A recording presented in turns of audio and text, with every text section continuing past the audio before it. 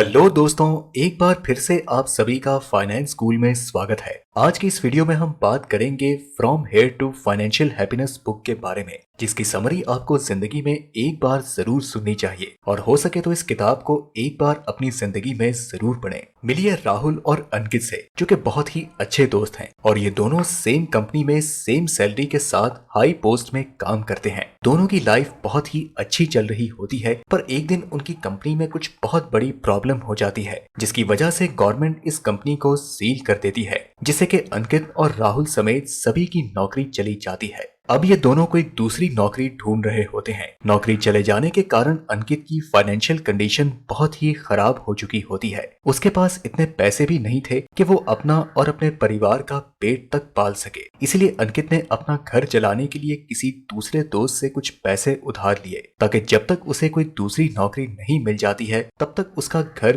बिना किसी दिक्कत के साथ चल सके। फिर 1 महीने के बाद अंकित की कोई दूसरी छोटी मोटी कंपनी में जॉब लग जाती है, लेकिन वहाँ उसे सैलरी उसकी पहली वाली जॉब के मुकाबले में आधी मिलती है। लेकिन अंकित फिर भी ना चाहते हुए इस जॉब को उसकी फाइनेंशियल कंडीशन के ठीक ना होने की वजह से करता है, जबकि अभी तक जॉब छूटने के बाद भी राहुल के लाइफ में कुछ ज्यादा फर्क नहीं पड़ा है और वो और उसका परिवार आराम से अपनी लाइफ जी रहा है। और साथ ही राहुल अंकित की तरह छोटी मोटी नौकरी करने के मूड में बिल्कुल भी नहीं है, इसलिए वो अच्छी पोस्ट वाली हाई सैलरी की खोज करता है। तो आखिरकार 6 महीने के बाद उसे एक बहुत ही बड़ी रेप्यूटेड कंपनी में हाई सैलरी वाली जॉब मिल जाती है। अब इस चीज से अंकित बहुत ही हैरान होता है कि इतने महीनों तक बिना किसी जॉब और इनकम के इस राहुल ने इतनी आराम से अपनी लाइफ को कैसे जिया। तो ऐसे में अंकित अपनी एक्साइटमेंट को रोक नहीं पाता है और वो राहुल से उसका राज पूछ ही लेता है। तो राहुल अंकित को अपना पोर्टफोलियो दिखाता है, जिसे देखने के बाद अंकित के होश उड़ जाते हैं, क्योंकि महीने के 50 से 60 हजार कमाने वाला राहुल असलियत में एक करोड़पति था।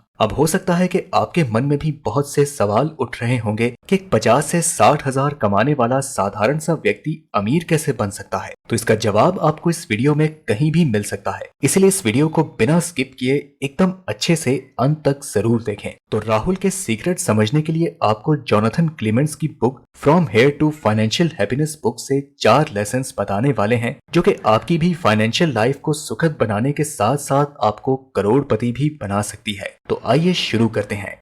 सबसे पहला लेसन है magical power of saving and compound interest. दोस्तों, इस लेसन में ऑथर हमें ये बताते हैं कि सबसे पहले हमें खुद को पैसे देने चाहिए, यानी कि हमें पैसे सेव करने चाहिए और फिर उसे आपको ऐसी जगह पर इन्वेस्ट कर देने चाहिए जहां आपको कंपाउंड इंटरेस्ट मिले। एग्जाम्पल के लिए, अगर आप अपने 1 लाख रुपए को ऐसी जगह पर इन्वेस्ट करते हो जहां आपका पैसा हर साल 15% की रेट से ग्रो हो, तो 30 साल के बाद ये अमाउंट 66,21,177 रुपए हो जाएंगे। पर अगर आप इस 1 लाख के अमाउंट को सिंपल इंटरेस्ट में कैलकुलेट करोगे तो आपको बहुत अलग ही रिजल्ट्स मिलेंगे, जो सेम ईयरली 15% की इंटरेस्ट रेट पर 30 साल के बाद होगा केवल 5,50,000 रुपए, क्योंकि कंपाउंड इंटरेस्ट पर आपको आपके मिले हुए इंटरेस्ट पर भी इंटरेस्ट मिलता है, जो कि आपके प्रिंसिपल अमाउंट में ऐड हो जाता है, जबकि सिंपल इंटरेस्ट में केवल आपको आपके प्रिंसिपल अमाउंट पर ही इंटरेस्ट मिलता है। इसलिए आपको ऐसी जगह पर इन्वेस्ट करना चाहिए जहां आपको कंपाउंड इंटरेस्ट मिल सके।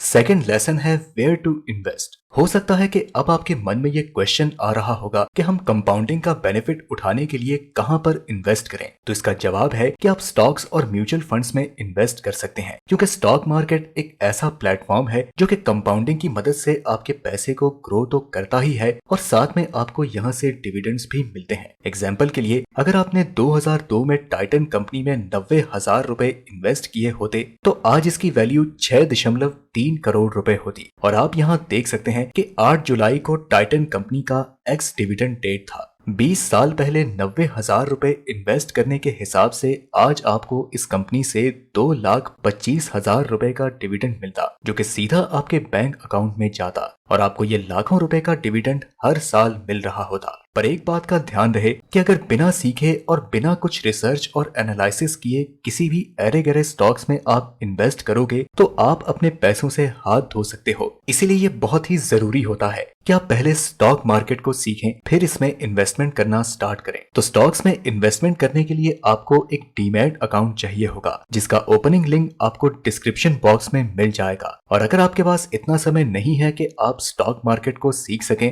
तो आप इक्विटी म्यूचुअल फंड्स में अपने पैसों को एसआईपी के थ्रू इन्वेस्ट कर सकते हैं। एसआईपी के बारे में डिटेल में समझने के लिए आप इस वाली वीडियो को देख सकते हैं। और इक्विटी म्यूचुअल फंड्स में इन्वेस्ट करने से आपका सबसे बड़ा बेनिफिट ये होगा कि आपको ज्यादा कुछ सीखने की जरूरत नहीं है। आपके पैसे को बहुत ही स्मार्ट और प्रोफेशनल फंड मैनेजर्स काफी अच्छे से रिसर्च और एनालिसिस करने के बाद ही अच्छे स्टॉक्स में इन्वेस्ट करते हैं और आपको अट्रैक्टिव इंटरेस्ट जनरेट करके देते हैं। और अगर बात की जाए उस स्टोरी वाले राहुल की, तो उसने अपनी पहली सैलरी के मिलते ही सेविंग्स और उसे स्मार्टली इन्वेस्टमेंट करना स्टार्ट कर दिया था, जिसकी वजह से कंपाउंडिंग की मदद से उसकी इन्वेस्टमेंट ने राहुल के लिए अच्छा खासा वेल्थ जनरेट कर दिया था।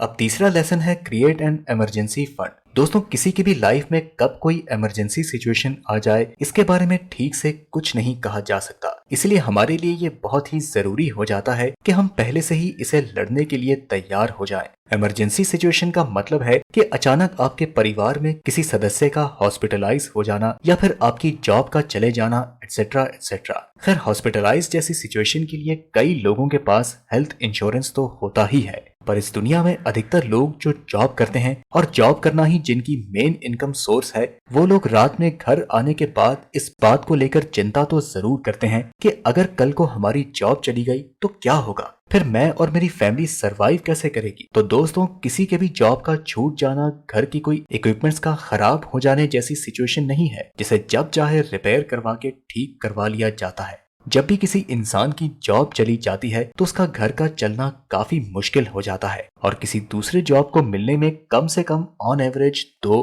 3 या 4 महीने भी लग जाते हैं। इसलिए ऐसी सिचुएशन की सोल्यूशन के लिए आपके पास कम से कम 1 साल तक का इमरजेंसी फंड होना ही चाहिए, क्योंकि इन केस अगर आपकी जॉब चली जाती है तो आप बिना जॉब के भी इजीली 1 साल तक सरवाइव कर सकते हैं। तो आपको खुद के लिए कितना इमरजेंसी फंड कलेक्ट करना है, इसकी कैलकुलेशन के लिए आप अपने 1 महीने का खर्चा निकालिए और उसे 12 से मल्टीप्लाई कर दीजिए। फॉर एग्जाम्पल, अगर आपका मंथली एक्सपेंस है 30,000 रुपए, तो आपके पास 30,000 मल्टीप्लाइड बाई 6 जो कि बनता है 1,80,000 रुपए। तो इतना इमरजेंसी फंड आपके पास होना ही चाहिए और इतने पैसे जमा करने के लिए आपको हर महीने सेविंग करनी है और साथ ही आपको इस बात का ध्यान रखना है कि आप अपना ये इमरजेंसी फंड कहीं ऐसी जगह पर रखें जहां आप इन्हें इजीली एक्सेस ना कर सके, क्योंकि अगर आप अपने इमरजेंसी फंड को इजीली एक्सेस कर पाओगे तो आप अपने इमोशंस में बहकर उसे खर्च कर सकते हो। इसलिए अगर आप चाहो तो आप अपने इमरजेंसी फंड को एफडी में इन्वेस्ट कर सकते हो, जहां आपका पैसा भी सेफ रहेगा और उसमें आपको थोड़ा बहुत इंटरेस्ट भी मिल जाएगा। और उस स्टोरी में राहुल ने भी अपने लिए 1 साल का इमरजेंसी फंड रखा हुआ था, इसलिए उसने बिना किसी प्रॉब्लम के कई महीनों तक बिना किसी दिक्कत के सरवाइव किया।